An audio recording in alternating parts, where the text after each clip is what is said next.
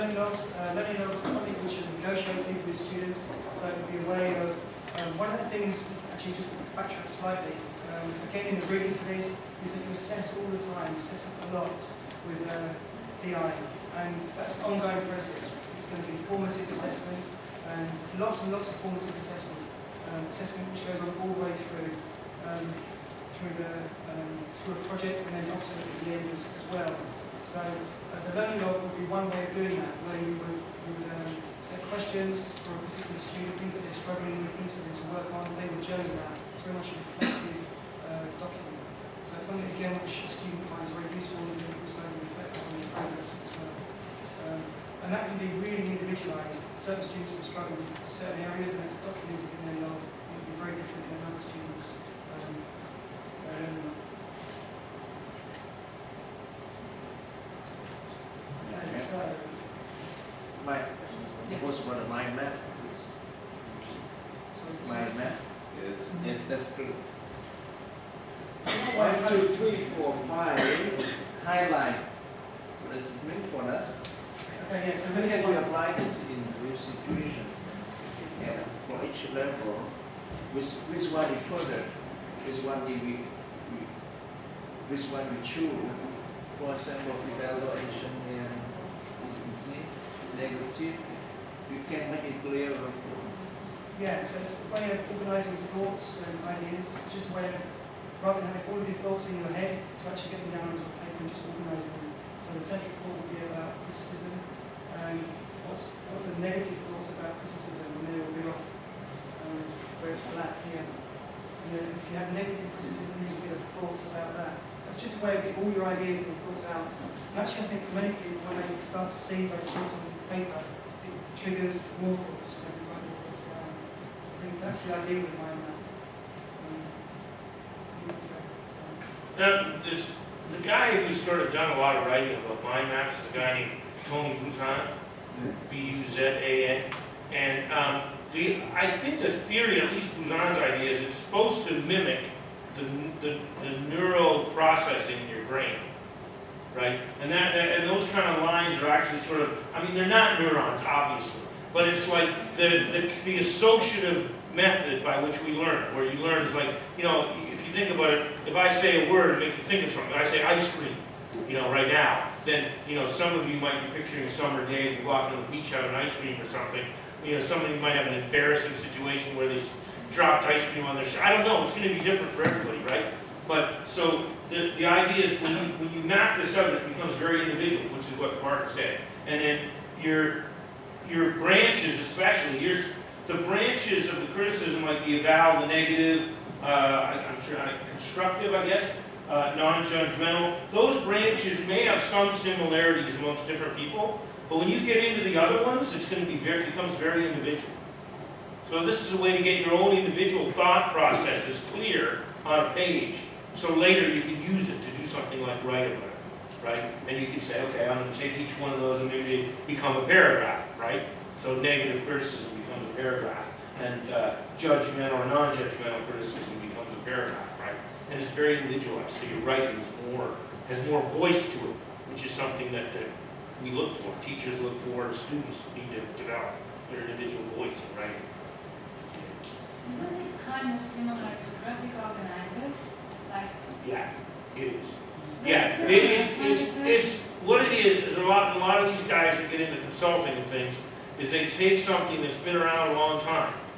Okay, like word webs actually would be. I would say more than just saying graphic organizer, which is kind of generic because all these things are types of graphic organizers. Graphic organizer just means putting it into a picture format or a diagram, right? But I would certainly say that a word web, which you had some examples on before, on those earlier slides, those were word webs. Word webs and mind maps are not that much different. All Tony Buzan really did is take an idea that already been there and add another dimension to it. Does that make sense? And so, yes, you're right to say, hey, yeah, but some of that stuff's been around a while. Yeah, sure. True. I think the idea with DI is just to give us a choice. So this could be written at least on a page, and that's another way of doing it. There's no right or wrong, actually. So you give the students an opportunity to either write a list or do a mind map or use another form of graphic organizer. But kids love this. Again, Miss Erin did this. she's one of these people who's tried a lot of the stuff you're talking about. Pretty good at a lot of this stuff. And she did this with her students, and they really like it because it's so individual. You know, because when they're done at the end, they're like, I can write my own story. This is my story. This is not, you know, Dr. Andy's story or Miss Aaron's story or my buddy Joe's story or my mother's story. This is my story. And they feel good about that. The kids really do, because like that's their voice. It's individual. So another activity, what we're going to ask you to do, we're going to show you a summary, basically a summary of what we've been talking about tonight. It's a short video clip. And we're going to try to split up into groups. We hope this is going to work according to your learning style. So if you're, say, let's say a visual learner, so if you've got a high visual score, could you, how many is that, just out of interest? Use visual learner. Right, I think it's going to work out quite well. So visual learners, maybe if you just stay at the back there, you'll kind of basically over there, visual learners. Auditory learners, how many auditory? So, actually, maybe it's not so many. Maybe if you come over here, auditory learners, would that be okay? And kinesthetic, kinesthetic. So maybe over here, kinesthetic. And then if you're a real mixture, how many is that? Is that there? Real mixture. Kind of almost the same. Anybody?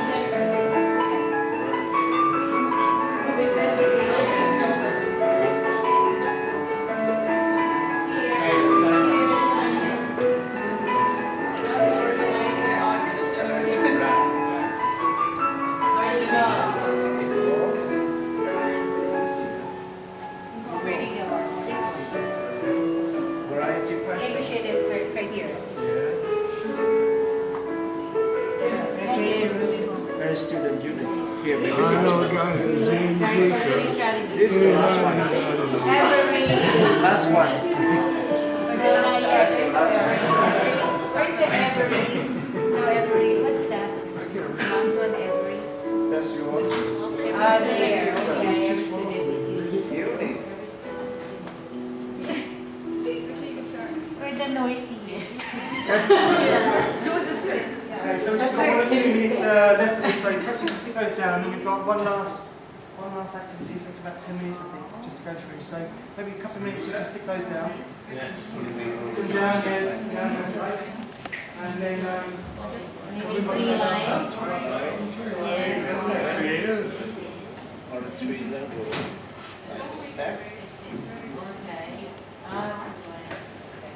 2 lines. Yeah. That doesn't add aesthetic though. Make it pretty. Okay. And There you go. Oh yeah, very beautiful. Yeah. You just put them all in a straight line. How? And then I have straight, boring routine.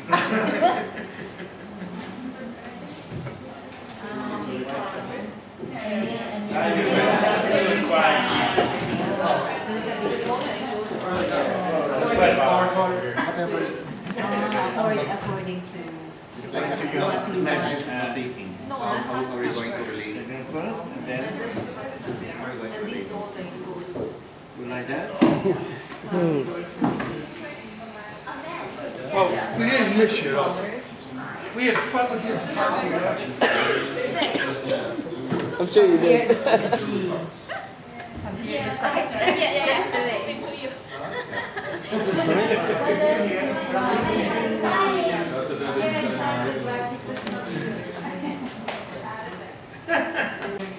you've learned, you might like to start us off. Well, using slide activity, I never thought of that before. Running through a series of slides, either by clicking them on the time thing like you had, and using it as a way to get students to organize things. But with that, that's a pretty cool activity actually, because it's like, first of all, it's good because they, especially with the ESL learners, is just get them to identify words and meanings and put them in order, just that skill. And also, you're tapping into all three learning styles. They're doing the visual, they're looking at it, and they're playing with it. It's kinesthetic, and it's also auditory because they're saying the words themselves, or asking each other, hey, what about this? What's this word and that word? So I never thought of that before, and I'm gonna try that. That's pretty cool. So that's something I learned. Yeah, that's one or two more things, anything that you've learned, and then we'll go on to just, I think questions will be more useful, more valuable. So, maybe questions now. Anyone got any questions? About DI? I have a question. Do you think, you tell everyone actually, do you think we should always let students work in their preferred learning styles? No. Simple answer is no. but that's being dictatorial. That's it. No, I mean, but that's me saying that. I'm not saying that that's necessarily right. But the problem is they have to be able to learn all three. Because let's say, for example, the reality of the world is that not everybody's going to change. Like what we're doing here, I'm hoping that a lot of the people in here are going to change. And some of you already are on the road to changing, and some of you have already done a lot of changing before you got here. What I mean by that is what I mean by changing is being willing to be flexible, being willing to try new things wherever you are. But the reality of the world is that not everybody will do that. And you are going to deal with a boss who will only talk to you in an audio, who's a fast speaker and he's visual, and is going to talk like this all the time, and if you don't get it, that's your problem.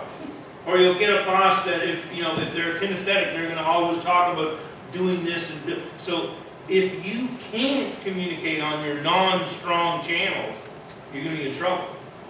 So I would say you have to, it's good to give kids that choice, but also what this should be about is doing two things. One is letting the kids produce things in the areas of their strengths so that you don't always evaluate them as weak just because they're not a verbally intelligent person, for example. And often we have punished kids for that. So get away from that, but also getting the kids to learn what they're not good at and improving that. So I hope that it's that some of these tools that these two gentlemen have talked about tonight are to be used in for both of those objectives. Does that make sense?